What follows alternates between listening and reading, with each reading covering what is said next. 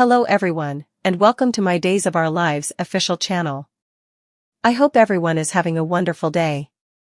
Before we begin, please hit the subscribe button and give this video a thumbs up. Tate is vindicated. Xander entered his and Sarah's apartment as Victoria woke from a nap. Sarah informed him that she had an early shift. Xander said he'd be spending the day looking at the substantiation against him that the execution had handed. Sarah apologized for not being suitable to help him, but Xander knew she'd be there with him in spirit. He was thankful that she believed in him.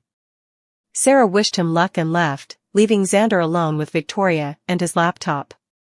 Xander suffered as he poured substantiation statements, bemoaning trying to find a needle in a haystack. He soothed Victoria when she cried and assured her that he'd clear his name and make her proud of him. When Sarah called, Xander expressed his frustration with the lack of progress, which he likened to an endless maze of dead ends. Sarah encouraged him and suggested he take Victoria out for a jam. Xander decided to take Sarah up on the idea. As he prepared Victoria for the spin, Xander mentioned his distinctive jogging suit and had an epiphany. He rushed back to the laptop after flashing back that a substantiation had mentioned a jogging suit. "Daddy's going to be a free man," he triumphantly blazoned to Victoria. As she prepared for her croaker's appointment, Paulina anxiously asked Abe how she looked. Abe assured her that she looked gorgeous and reminded her they were not going to a red carpet event. Paulina flashed back having dealt with the shooters during her last sanitarium stay and wondered if the forthcoming visit would bring her another phenomenon, a cancer-free opinion. At the sanitarium, Abe asked Paulina how her checkup had gone. She admitted that it had been weird staying still in a claustrophobic tube for so long. Abe joked that staying still had presumably been the hardest part. Sarah entered the office. Sarah explained that the oncologist had been called down but had entrusted her with delivering the results. Paulina hoped for good news. Sarah revealed to an overjoyed Paulina and Abe that Paulina was in complete absolution. An enthusiastic Paulina hugged Sarah and apologized for germing up the croaker.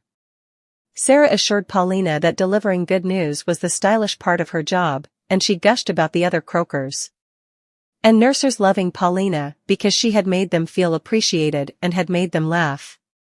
Sarah streamlined Paulina on follow-up visits and treatments, for which Paulina would have to be admitted to the sanitarium. Paulina cracked that as long as she could still eat My Heart's Desire of bear claws, she'd be fine. Paulina and Abe thanked Sarah again and left. Back at home, Paulina placarded that her two favorite words were cancer and free put together. Abe said he'd had a feeling about the good news, and he felt he could rest easy. He believed Paulina would come through her forthcoming iodine radiation treatment with flying colors. Paulina fooled, as long as I do not start glowing in the dark. Abe comforted her that she always glowed. Only when you are around, she said as she smiled. Brady returned to the party at the DeMera Manse and wondered where everyone had gone. J. Snidely informed him that the party was over. Brady responded that he was going to see his son, anyway. J.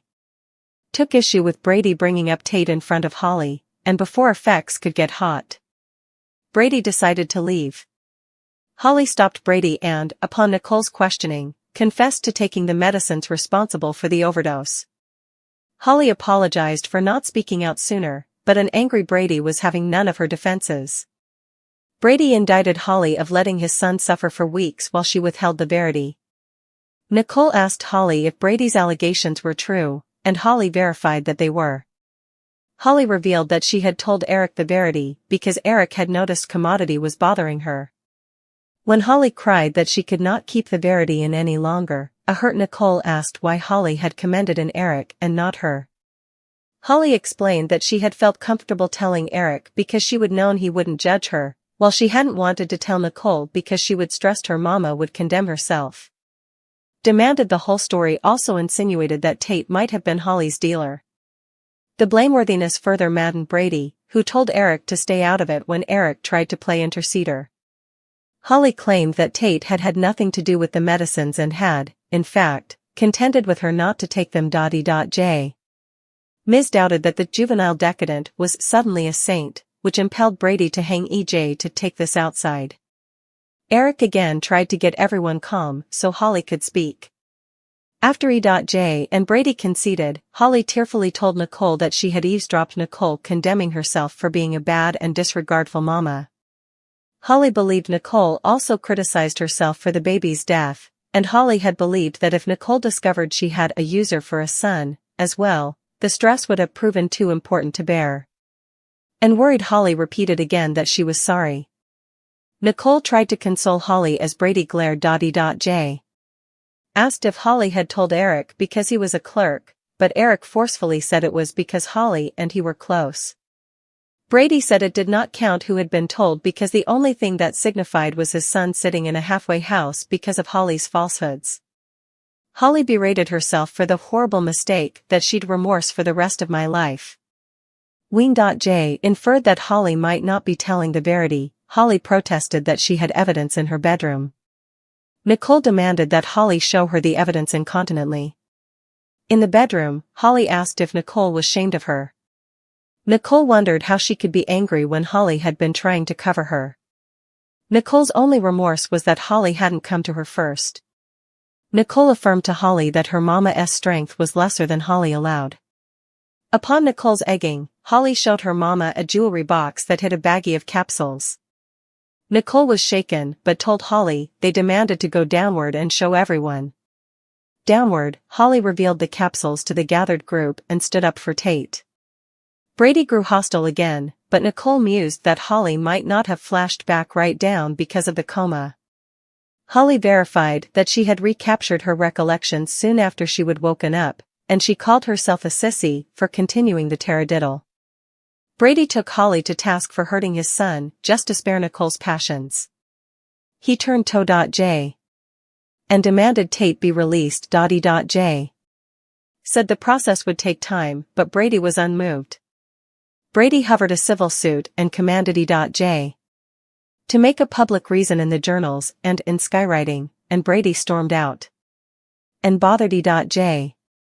left the room, too, leaving Nicole to assure Holly that everything would be fine. Holly cried that nothing would be fine again and fled the room, as well. Eric prompted Nicole to let Holly have some space. She broke down in gashes as he assured her. Nicole pulled herself together and asked Eric how long he'd known.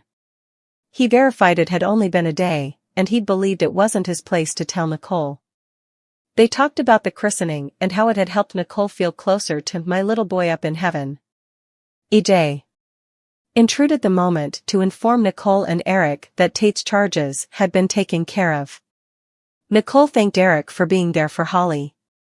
Always, Eric said as he smiled. Eric left. E.J.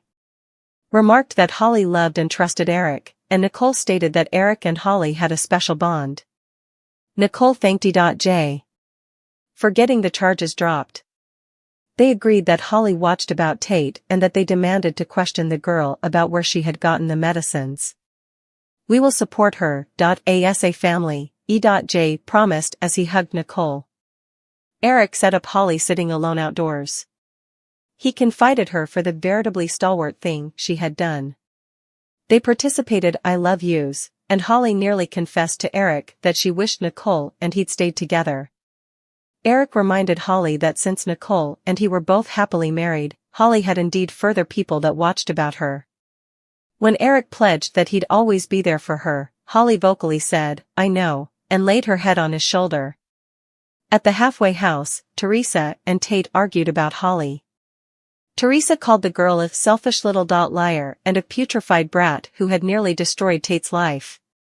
Tate protested that Holly wasn't a villain or a bad person, but a friend who watched about him. "Chill the hell out," he snapped to Teresa, who snapped back, "Do not speak to me that way." Teresa reminded Tate that he'd broken into the home of the quarter attorney, all for a girl who had gotten Tate transferred to jail and who had made everyone detest him. Teresa continued to rant, claiming she despised Holly with every fiber of my being. When Tate said his mama's yelling was making everything worse, Teresa calmed herself and said she wanted to conduct some words-off wisdom, not a lecture, to Tate. When she started talking about complicated connections and how she had had her fair share,